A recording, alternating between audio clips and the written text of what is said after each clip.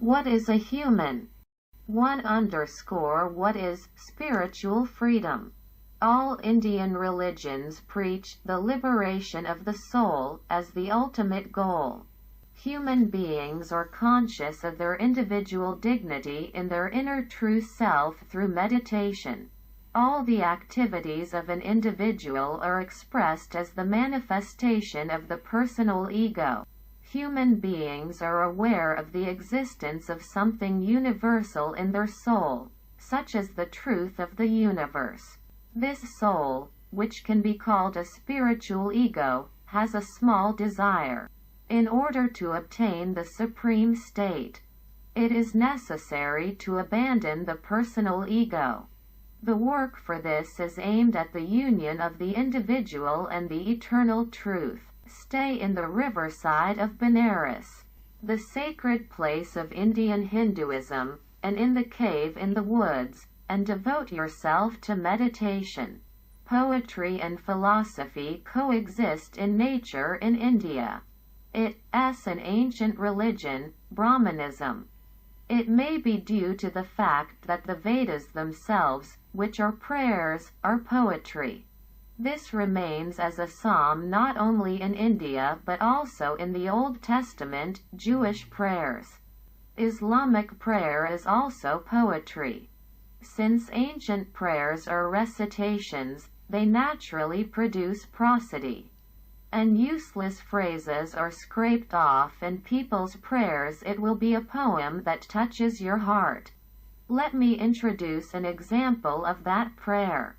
God, guide us from the untrue to the truth. The truth is the joy we are aiming for in the spiritual world. Our soul is freed from the ego and gains true freedom.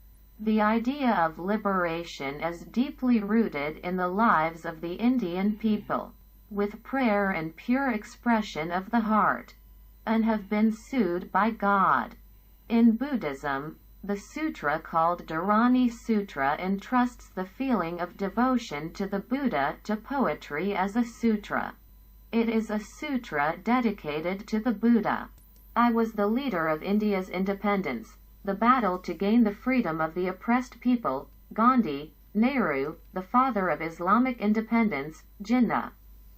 I will focus on the quest for truth and humility that underlie the spirit of Ambedkar in the untouchable liberation struggle. I think this may be reflected in the difference in policy between the Chinese Communist Party administration and the Indian administration, which face each other on the border. On March 31, 1959, the first Prime Minister of India, Jawaharlal Nehru, accepted the asylum of the 14th Dalai Lama to India. It continued to protect the 14th Dalai Lama after the China-India border war, which began on October 20, 1959, and has accepted the Central Tibetan Administration, Tibetan government in exile, and a large number of asylum seekers in Dharamshala in northern India to this day. I think that Nehru's political decision has the human love and belief inherited from Gandhi. However, the subsequent response of the Indian government to exiled Tibetans has changed as follows. On October 20, 2004, the 13th Prime Minister announced in a meeting with the 14th Dalai Lama that he would not allow the 14th Dalai Lama's political activities in India. Lama 14 states that he is a guest who has promised not to work in the People's Republic of China based in India. The result of this parley is with the Indian government, which confronts the mighty Chinese Communist Party government. It will be a realistic response. As a result, the 14th Dalai Lama entrusted the position of political leader to the political leader elected by the election. We are devoting ourselves to appealing activities. This is the same appeal as philanthropy by Christ. Returning to Gandhi, it is doubtful that Gandhi's political method of non-violence is always valid.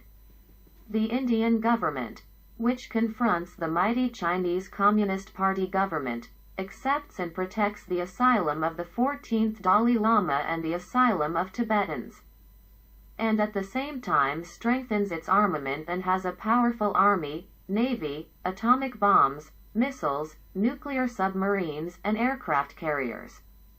Isn't it advancing a policy to ensure the security of the government and the security of its own people? The lives of asylum-seeking Tibetans are also protected among the protected people. The 14th Dalai Lama and the exiled Tibetans must not forget their gratitude to the Indians.